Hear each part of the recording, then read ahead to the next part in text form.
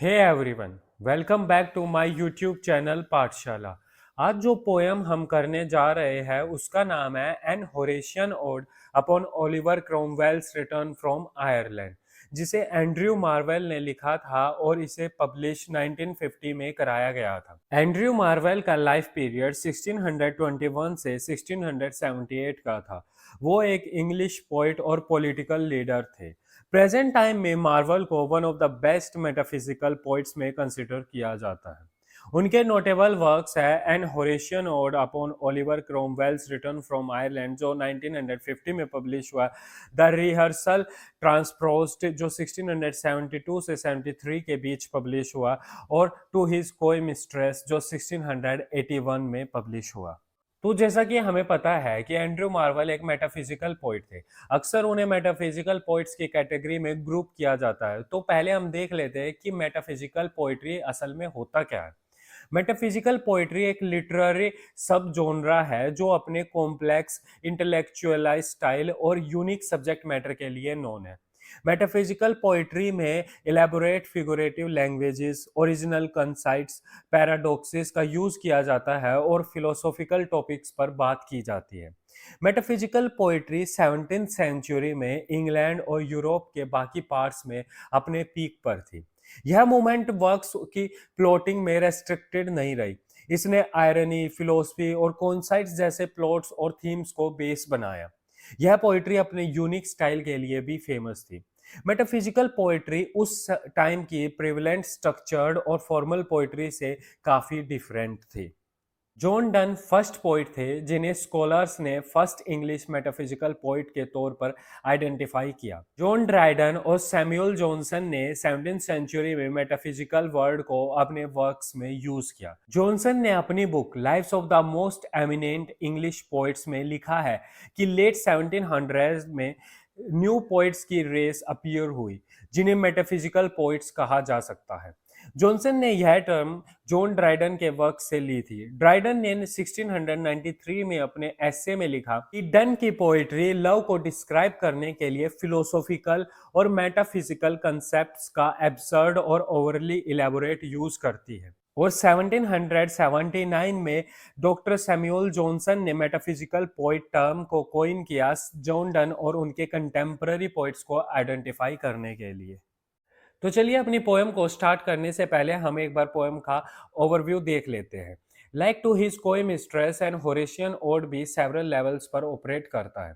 On the surface यह एक conventional celebratory odd है एक मिलिट्री और पॉलिटिकल हीरो के बारे में, और यह ओड उस हीरो के वर्च्यूज और एक्सप्लॉइट्स को प्रेज कर रहा है। पोएम का ऑस्टेंसिव एम है क्रोमवेल की विक्ट्री और उसके इंग्लैंड, स्कॉटलैंड और आयरलैंड पर कॉन्क्वेस्ट को सेलिब्रेट करना। पोएम क्रोमवेल को एक अनलाइकली मैन ऑफ एक्शन के रूप में डिस्क्राइब करती है और पोर्ट्रे करती है कि क्रोमवेल प्रीडेस्टाइंड था इंग्लैंड पर अपनी मार्शियल एबिलिटीज के जरिए कॉन्क्योर करने में। एंड्रयू मार्वेल की poem an Horatian ode upon Oliver Cromwell's return from Ireland उसकी पोएटिक और पॉलिटिकल लाइफ को पोर्ट्रे करती है। मार्वल ने इस पोएम को चार्ल्स वन के क्रोमवेल की पार्लियामेंट्री आर्मी के हाथों 1649 में एक्सिक्यूशन के ठीक बाद कंपोज किया था।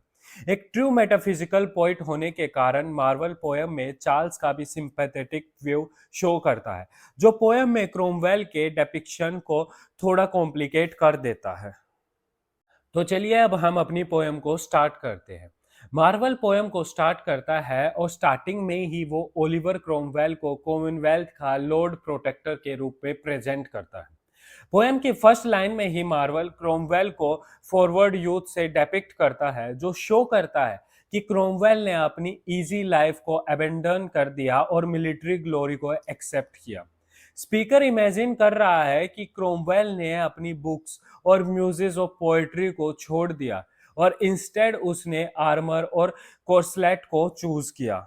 मार्वल आगे कहते हैं कि क्रोमवेल रेस्टलेस है क्योंकि उसके एक्टिव स्टार और डेस्टिनी उन्हें वैलोर, विक्ट्री और एडवेंचरस वॉर्स की तरफ अर्ज कर रही है। मार्वल आगे क्रोमवेल को थ्री फोग्ड लाइटनिंग से कंपेयर करता है, जो क्लाउड्स को ब्रेक कर आती है और फ्यूरियसली अपना रास्ता बनाती है और अपने टारगेट पर स्ट्राइक करती है। फर्दर स्पीकर क्रोमवेल की मिलिट्री विक्ट्री को डिस्क्राइब करता है।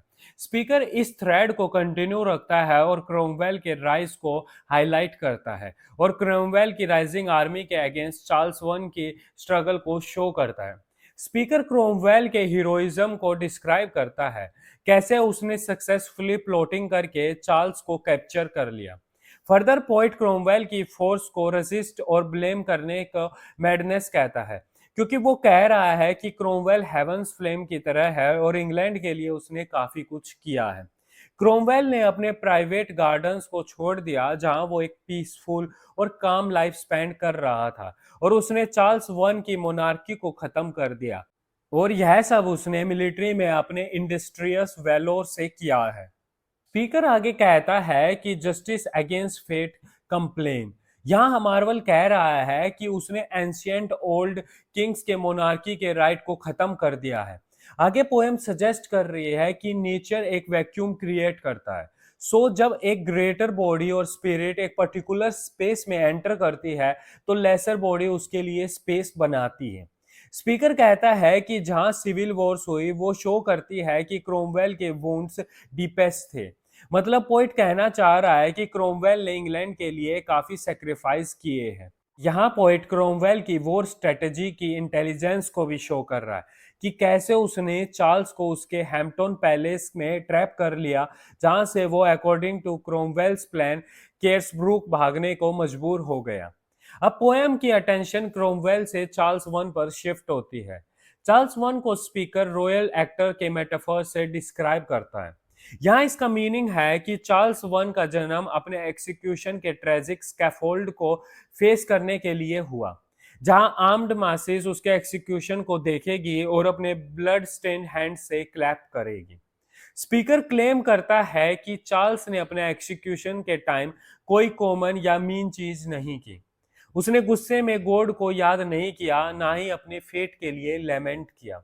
इंस्टेड चार्ल्स ने एक्स के शार्पर एज को अपनी आइज के शार्पर गेज से देखा और कामली अपना हेड एक्सिक्यूशनर के ब्लॉक पर रख दिया, जैसे कि वो ब्लॉक उसका बेड हो। स्पीकर कहता है कि चार्ल्स का एक्सिक्यूशन विक्टोरियस पार्लियामेंट आर्मी और उन लोगों के लिए जो एक न्यू स्टेट बनाना चाहते हैं, उन सब के लिए एक मेमोरेबल आवर है। सर्टेनली चार्ल्स वन का ब्लीडिंग हेड कुछ पार्लियामेंटेरियंस को फ्राइटन कर सकता है और कुछ इसे देख भाग सकते हैं, लेकिन स्पीकर को यह बिलीफ है कि यह मोमेंट्री वॉयलेंस इंग्लैंड को हैप्पीली फेट की तरफ लेकर जाएगा। अब अगेन पोएम का फोकस क्रोमवेल पर आता है और स्पीकर अगेन लॉर्ड प्रोटेक्टर्स की विक्ट्रीज को डिस्कस करता है। आयरलैंड में आयरिश फोर्सेस असेम्ब्ड है क्रोमवेल की आर्मी से हार के बाद। इवन आयरिश पीपल भी क्रोमवेल की विक्ट्री को प्रेज कर रहे हैं। यहाँ स्पीकर क्रोमवेल के मोरल वर्च्यूज को शो कर रहा है और क्रोमवेल को एक गुड और परफेक्ट लीडर मानता है। स्पीकर आगे कहता है कि क्रोमवेल न्यू इंग्लिश रिपब्लिक को सर्व करने के लिए वेल प्रिपेयर्ड है।